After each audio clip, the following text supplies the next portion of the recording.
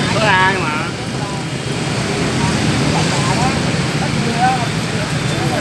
cái chiếu hậu này cất được không?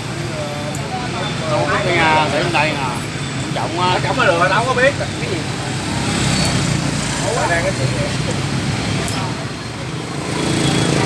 này. Sáng thấy dưới đất rồi, bây giờ không có thấy.